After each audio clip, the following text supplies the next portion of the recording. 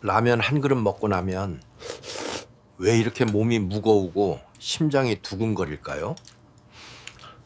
단순히 나이 때문이라고 생각하고 넘기기엔 을, 몸은 이미 신호를 보내고 있습니다.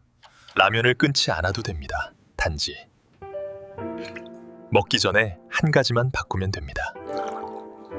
저녁에 김이 오늘은 모락모락 건강한 나는 노년기를 국수 한 보내는 그릇을 방법에 먹고 대해 나서 이야기해 볼까 합니다. 젓가락을 내려놓는 가장 순간 중요한 것은 몸이 꾸준한 무겁고 운동입니다. 심장이 두근거리며 이건 머리가 어지러운 경험을 해보신 적이 있나요?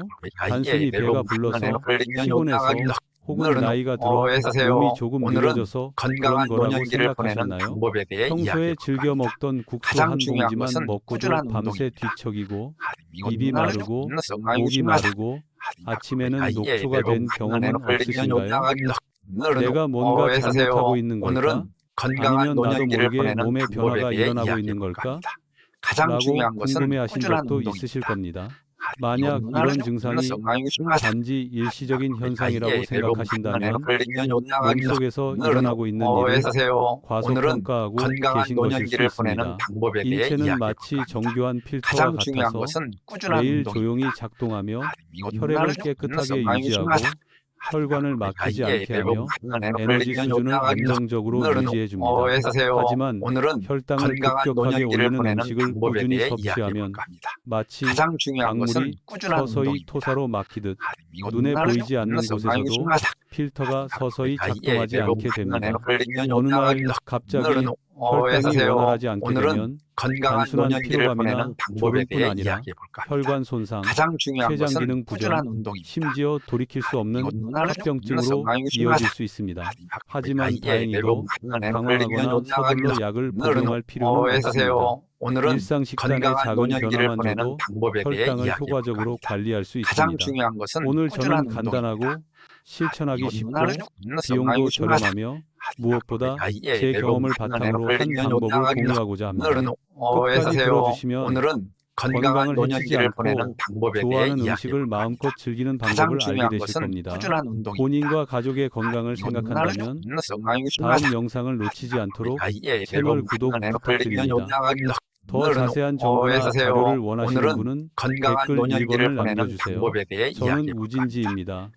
대학병원에서 30년 이상 근무한 전문의입니다. 저는 의사 생활을 하면서 선생님, 저는 많이 먹지도 않고 단 음식도 안 먹는데 혈당이 높아요 라는 단답형을 하는 환자들을 많이 만났습니다. 처음에는 나이, 유전, 운동 부족 같은 일반적인 요인들을 생각했습니다. 하지만 나중에는 대부분의 사람들이 간과하는 일상생활에 아주 작은 디테일이 있다는 것을 깨달았습니다. 한국에서 라면은 단순한 음식이 아닙니다. 밤늦게까지 공부하던 추억, 야근하는 사람들을 위한 간편한 식사, 혼자 사는 사람들에게는 친숙한 선택입니다. 저도 예외는 아닙니다. 병원 당직을 서던 밤 모든 식당이 문을 닫았을 때 뜨거운 라면 한 그릇이 저에게 남은 힘을 주던 유일한 것이었습니다. 너무 자주 먹지 않으면 괜찮을 거라고 생각했습니다. 하지만 문득 라면을 먹으면 혈당이 어떻게 변할까라는 생각이 들었습니다. 그 호기심은 제가 환자들에게 권하기만 하고 직접 시도해 본 적은 거의 없었던 것을 하게 만들었습니다. 저는 며칠 동안 식전과 식후 혈당을 측정하기 시작했습니다. 뭔가 중요한 것을 증명하려는 것이 아니라 제 몸이 실제로 어떻게 반응하는지 더 잘 이해하고 싶었기 때문입니다. 늘 먹던 라면을 같은 시간에 거의 똑같은 생활 환경에서 먹었습니다. 그리고 그 결과는 제게 많은 생각을 하게 했습니다. 어느 날 평범해 보이는 식사 후 혈당이 예상보다 훨씬 높게 올라갔습니다. 이전에는 대수롭지 않게 여겼던 식후 피로감이 갑자기 심각하게 느껴지기 시작했습니다. 라면 자체가 문제가 아니라 우리가 어떻게 먹는지, 먹는 순서, 그리고 식전과 식후에 무엇을 하는지가 중요하다는 것을 깨달았습니다. 그 순간부터 저는 작은 변화들을 시도해보기 시작했습니다. 극단적인 변화가 아니라 누구나 할 수 있는 아주 평범한 것들이었습니다.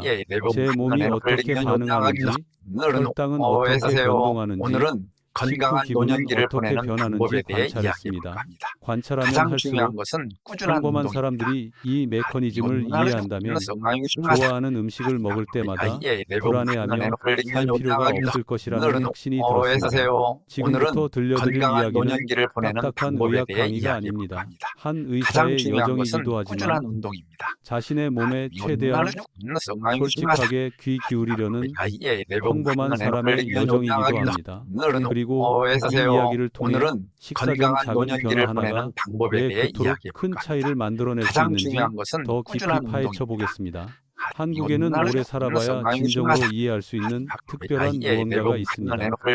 바로 라면이 단순한 음식이 아니라 삶의 일부라는 것입니다. 비 오는 날에도 야간 근무를 할 때도 늦게까지 깨어나 지쳐 냉장고를 열어 뭘 먹어야 할지 모를 때도 항상 라면이 떠오릅니다. 저는 혼자 사시는 많은 어르신들을 만나 뵀는데 저녁 식사를 여쭤보면 어색하게 웃으시며 라면 한 봉지 드세요 선생님 이라고 대답하시는 분들이 많습니다. 그 목소리에는 자부심이 아닌 스스로 요리할 기력조차 없는 지친 체념이 묻어났습니다. 김성호 씨라는 60대 후반의 마르고 조용한 환자분이 생각납니다. 만성적인 피로와 평소보다 높은 아침 혈당 때문에 검진을 받으러 오셨습니다. 저녁 식사를 여쭤보자 잠시 침묵하시더니 일주일에 서너 번 라면을 드신다고 고백하셨습니다. 딱 한 봉지 드셨어요. 사탕 같은 건 안 먹었어요. 마치 변명하듯 말씀하셨습니다. 그 말을 듣고 아주 흔한 오해를 깨달았습니다. 많은 사람들이 단 음식을 피하는 것만으로 충분하고 짭짤하고 뜨겁고 먹기 편한 음식은 괜찮다고 생각합니다.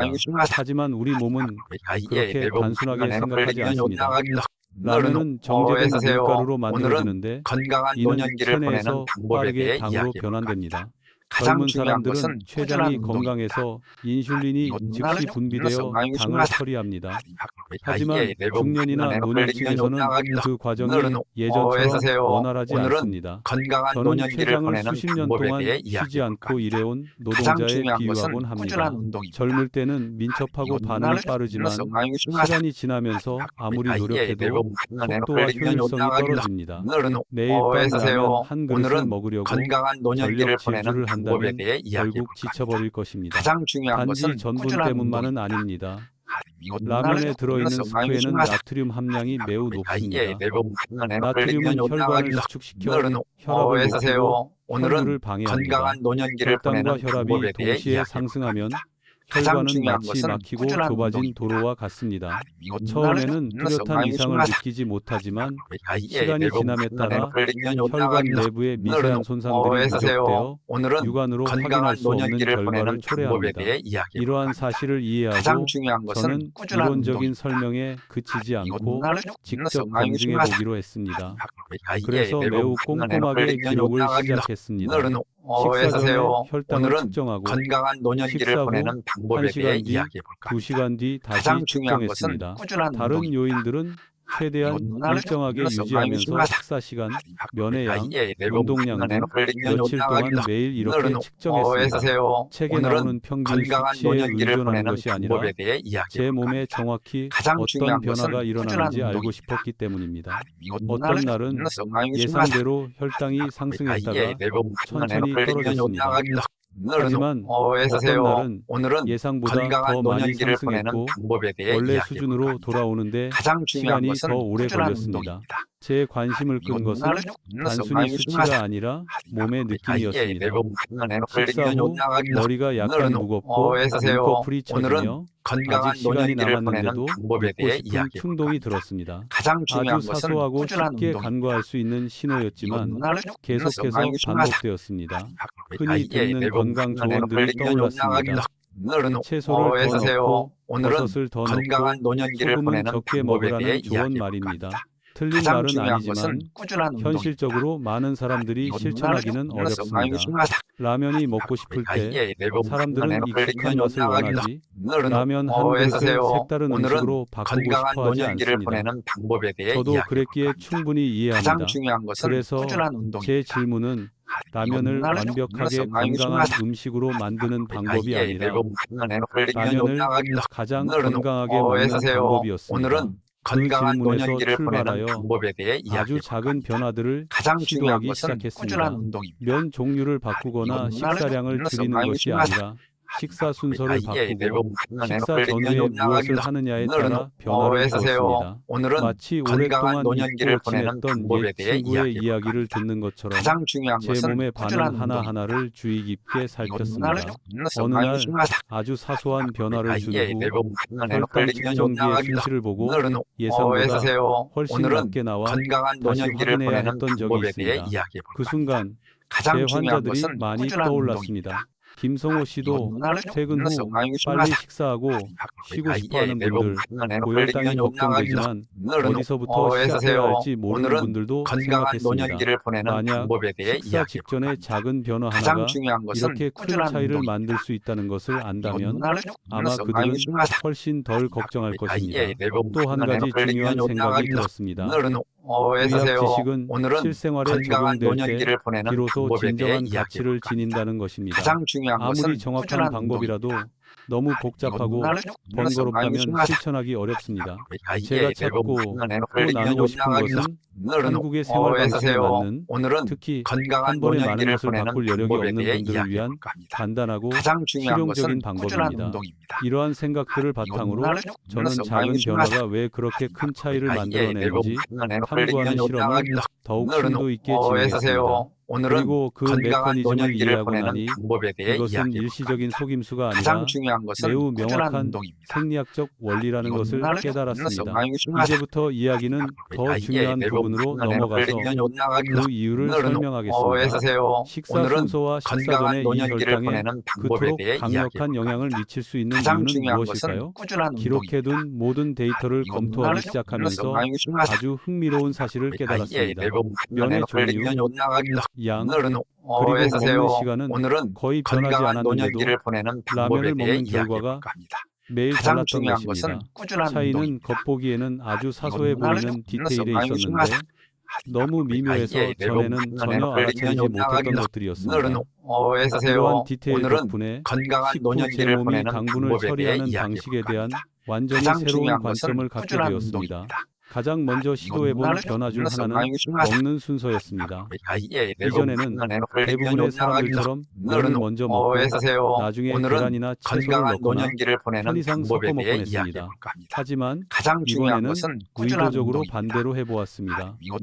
면에 계란을 넣을 때는 계란을 먼저 먹었고 채소를 넣을 때는 채소를 먼저 먹었습니다. 그런 다음 면을 먹기 시작했습니다. 간단하면서도 조금 이상하게 들릴 수도 있지만 그 결과는 저에게 많은 생각을 하게 했습니다.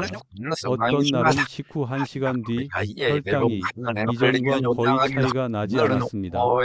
그 수치는 예전처럼 식사하던 날보다 훨씬 낮았습니다. 하지만 이상했던 점은 2시간 후에도 혈당이 약간씩 오르는 경향이 있었다는 것입니다. 급격한 상승은 아니었지만 그 상태가 지속되었습니다. 이를 통해 식사 순서를 바꾸는 것만으로는 충분하지 않다는 것을 깨달았습니다. 물론 식사 순서만 바꾼 것이 상당한 차이를 만들어냈지만 말입니다. 그래서 저는 그 생리적 메커니즘을 더 자세히 알아보기 시작했습니다. 섬유질이나 단백질을 먼저 섭취하면 위와 장의 완충제 역할을 합니다. 이 완충제는 탄수화물의 소화와 흡수를 늦춥니다. 간단히 말해 탄수화물이 장으로 빠르게 분해되어 혈액으로 바로 흡수되지 못하고 대기열을 거쳐 천천히 이동하게 됩니다. 이는 식후 혈당이 급격히 상승하는 것을 막아줍니다. 하지만 다른 요인 없이 이 완충제만 존재한다면 혈당은 나중에 서서히 상승할 수 있습니다. 그래서 저는 아주 작은 변화를 하나 더 시도해 보았습니다. 이번에는 식사 전에 약간 신맛이 나는 물 한 잔을 마셨습니다. 갈증을 해소하기 위해서가 아니라 제 몸이 어떻게 반응하는지 보기 위해서였습니다. 결과는 정말 놀라웠습니다. 식사 후 1시간뿐 아니라 2시간이나 지났는데도 혈당이 거의 원래 수준으로 돌아와 있었습니다. 눈을 믿을 수 없어서 건강한 노년기를 혈당 보내는 측정기를 방법에 대해 이야기해 다시 볼까 합니다. 확인하고 가장 중요한 또 것은 측정해 꾸준한 봤습니다. 운동입니다. 어떻게 이렇게 작은 차이가 큰 영향을 미칠 수 있었을까요? 자세히 살펴보니 과학적으로 타당한 이유였습니다. 약산의 신맛이 입과 장에서 녹말을 소화하는 효소의 활동을 늦추는 것입니다. 가장 중요한 녹말이 것은 당으로 꾸준한 분해되는 운동입니다. 과정이 느려지면 혈당이 급격하게 상승하지 못합니다. 마치 좁은 길에 진입하기 전에 차들이 한꺼번에 몰려드는 대신 속도를 줄이는 것과 같습니다. 핵심은 이 두 가지의 조합입니다. 가장 중요한 것은 섬유질과 꾸준한 단백질을 운동입니다. 먼저 섭취하면 소화기관에 물리적인 보호막이 형성됩니다. 식사 전에 약산을 섭취하면 녹말이 당으로 바뀌는 화학적 과정을 늦출 수 있습니다. 이 두 가지 요소가 함께 가장 중요한 작용하여 것은 하나만 꾸준한 바꾸는 운동입니다. 것보다 훨씬 효과적으로 혈당을 조절할 수 있습니다. 며칠 동안 이 방법을 반복하며 결과가 일관적인지 확인해 봤습니다. 건강한 면 노년기를 종류도 보내는 바꾸지 방법에 대해 않았고 이야기해 볼까 식사량도 줄이지 가장 않았으며 중요한 것은 무리하지도 꾸준한 운동입니다. 않았습니다. 그저 사소한 부분만 똑같이 유지했을 뿐입니다. 관찰할수록 식후 몸이 편안하게 좋아지는 것을 느꼈습니다. 오늘은 졸음이 덜하고 건강한 노년기를 정신이 보내는 맑아졌으며 방법에 대해 이야기해 볼까 식후 더부룩한 가장 느낌도 중요한 것은 현저히 꾸준한 줄었습니다. 운동입니다. 이 시점에서 저는 제 경험을 환자들에게 이야기하기 시작했습니다. 많은 환자들이 엄격한 식단이 필요한 것이 아니라 건강한 단지 노년기를 보내는 몸에 방법에 충격을 대해 주지 이야기해 않는 볼까 것이 합니다. 필요했습니다. 가장 중요한 것은 혈당은 꾸준한 고무줄을 운동입니다. 잡아당기는 것처럼 급격히 올랐다가 떨어지기를 반복합니다. 처음에는 잘 견디지만 시간이 지나면서 활력을 잃게 됩니다. 건강한 제가 하고 노년기를 있는 것 보내는 그리고 방법에 대해 공유하고 이야기해 싶은 볼까 것은 합니다. 바로 가장 그 중요한 고무줄이 것은 더 꾸준한 부드럽게 운동입니다. 늘어나도록 돕는 것입니다. 또한 중요한 한 가지를 깨달았습니다. 바로 통제력입니다. 아주 작은 행동으로 몸의 반응을 조절할 수 있다는 것을 알게 되면 음식에 대한 두려움이 줄어듭니다. 가장 중요한 이제 것은 더 이상 불안하게 음식을 먹지도 않고 익숙한 음식이 먹고 싶을 때마다 죄책감을 느끼지도 않습니다. 대신 음식을 이해하는 마음으로 먹게 되고 그 이해심이 평온함을 가져다 줍니다. 가장 물론 중요한 것은 이 꾸준한 방법만으로 다른 모든 건강 원칙을 무시해도 된다는 말은 아닙니다. 하지만 많은 사람들, 특히 중년과 노년층에게는 이것이 매우 실용적인 출발점입니다. 삶 전체를 바꿀 필요 없이 가장 중요한 것은 식사를 꾸준한 시작하는 운동입니다. 방식만 바꾸면 됩니다. 이 메커니즘을 이해했지만 제 이야기는 여기서 끝나지 않을 거라고 생각했습니다. 식후의 혈당 수치에 오늘은 상당한 건강한 영향을 노년기를 미치는 보내는 또 다른 방법에 요인이 대해 있습니다. 이야기해 볼까 합니다. 그리고 그 요인은 가장 중요한 것은 훨씬 더 꾸준한 간단하고 운동입니다. 일상생활과도 밀접한 관련이 있습니다. 이것이 제가 여러분과 나누고 싶은 그림을 완성하는 마지막 조각이 될 것입니다. 오늘은 기록된 건강한 모든 노년기를 데이터를 보내는 검토하기 방법에 대해 시작하면서 이야기해 볼까 합니다. 아주 가장 중요한 흥미로운 것은 사실을 꾸준한 깨달았습니다. 운동입니다. 면의 종류, 양, 그리고 먹는 시간은 거의 변하지 않았는데도 라면을 먹는 결과가 매일 달랐던 것입니다. 건강한 노년기를 차이는 보내는 방법에 겉보기에는 대해 아주 이야기해 사소해 볼까 합니다. 보이는 가장 디테일에 중요한 것은 있었는데 꾸준한 너무 운동입니다. 미묘해서 전에는 전혀 알아차리지 못했던 것들이었습니다. 이러한 디테일 덕분에 식후 제 몸이 당분을 처리하는 건강한 방식에 노년기를 대한 보내는 완전히 방법에 대해 새로운 이야기해 관점을 볼까 갖게 되었습니다. 가장 중요한 것은 가장 먼저 꾸준한 시도해본 운동입니다. 변화 중 하나는 먹는 순서였습니다. 이전에는 대부분의 사람들처럼 면을 먼저 먹고 나중에 계란이나 채소를 넣거나 건강한 편의상 노년기를 섞어 먹곤 보내는 했습니다. 방법에 대해 하지만 이야기해 볼까 합니다. 이번에는 가장 중요한 것은 의도적으로 꾸준한 반대로 운동입니다. 해 보았습니다. 면에 계란을 넣을 때는 계란을 먼저 먹었고 채소를 넣을 때는 채소를 먼저 먹었습니다. 그런 다음 면을 먹기 건강한 시작했습니다. 노년기를 보내는 방법에 대해 간단하면서도 이야기해 조금 볼까 이상하게 들릴 수도 가장 있지만 중요한 것은 그 꾸준한 결과는 운동입니다. 저에게 많은 생각을 하게 했습니다. 어떤 날은 식후 1시간 뒤 혈당이 이전과 거의 차이가 나지 않았습니다. 오늘은 건강한 수치는 노년기를 보내는 예전처럼 방법에 대해 식사하던 이야기해 날보다 볼까 합니다. 훨씬 가장 중요한 낮았습니다. 것은 꾸준한 하지만 운동입니다. 이상했던 점은 2시간 후에도 혈당이 약간씩 오르는 경향이 있었다는 것입니다. 급격한 상승은 아니었지만 오늘은 그 상태가 건강한 노년기를 지속되었습니다. 보내는 방법에 이를 대해 통해 이야기해 볼까 합니다. 식사 순서를 가장 바꾸는 중요한 것은 것만으로는 꾸준한 충분하지 운동입니다. 않다는 것을 깨달았습니다. 물론 물론 식사 순서만 바꾼 것이 상당한 차이를 만들어냈지만 말입니다. 그래서 저는 그 오늘은 생리적 건강한 메커니즘을 노년기를 더 보내는 자세히 방법에 알아보기 대해 시작했습니다. 이야기해 볼까 합니다. 가장 중요한 섬유질이나 것은 꾸준한 단백질을 운동입니다. 먼저 섭취하면 위와 장의 완충제 역할을 합니다. 이 완충제는 탄수화물의 소화와 흡수를 늦춥니다. 간단히 말해 건강한 노년기를 탄수화물이 보내는 당으로 방법에 대해 빠르게 이야기해 분해되어 볼까 합니다. 가장 혈액으로 중요한 바로 것은 흡수되지 꾸준한 못하고 운동입니다. 대기열을 거쳐 천천히 이동하게 됩니다. 이는 식후 혈당이 급격히 상승하는 것을 막아줍니다. 하지만 다른 요인 없이 이 건강한 완충제만 노년기를 보내는 존재한다면 방법에 대해 혈당은 이야기해 볼까 합니다. 나중에 서서히 가장 중요한 상승할 수 것은 있습니다. 꾸준한 운동입니다. 그래서 저는 아주 작은 변화를 하나 더 시도해 보았습니다. 이번에는 식사 전에 약간 신맛이 나는 물 한 잔을 마셨습니다. 갈증을 해소하기 위해서가 아니라 제 몸이 어떻게 반응하는지 보기 위해서였습니다. 결과는 정말 놀라웠습니다. 식사 후 1시간뿐 아니라 2시간이나 지났는데도 혈당이 거의 원래 수준으로 돌아와 있었습니다. 눈을 믿을 수 없어서 혈당 측정기를 다시 확인하고 또 측정해 봤습니다. 어떻게 이렇게 작은 차이가 큰 영향을 미칠 수 있었을까요? 자세히 살펴보니 과학적으로 타당한 이유였습니다. 낙산의 신맛이 입과 장에서 녹말을 소화하는 효소의 활동을 늦추는 것입니다. 녹말이 당으로 분해되는 과정이 느려지면 혈당이 급격하게 상승하지 못합니다. 마치 좁은 길에 진입하기 전에 차들이 한꺼번에 몰려드는 대신 속도를 줄이는 것과 같습니다. 핵심은 이 두 가지의 조합입니다. 가장 중요한 것은 섬유질과 단백질을 먼저 섭취하면 소화기관의 물리적인 보호막이 형성됩니다. 식사 전에 약산을 섭취하면 녹말이 당으로 바뀌는 화학적 과정을 늦출 수 있습니다. 이 두 가지 요소가 함께 작용하여 하나만 바꾸는 것보다 훨씬 효과적으로 혈당을 조절할 수 있습니다. 며칠 동안 이 방법을 반복하며 결과가 일관적인지 확인해 봤습니다. 면 종류도 바꾸지 않았고 식사량도 줄이지 않았으며 무리하지도 않았습니다. 그저 사소한 부분만 똑같이 유지했을 뿐입니다. 관찰할수록 식후 몸이 편안하게 좋아지는 것을 느꼈습니다. 졸음이 덜하고 정신이 맑아졌으며 식후 더부룩한 느낌도 현저히 줄었습니다. 이 시점에서 저는 제 경험을 환자들에게 이야기하기 시작했습니다.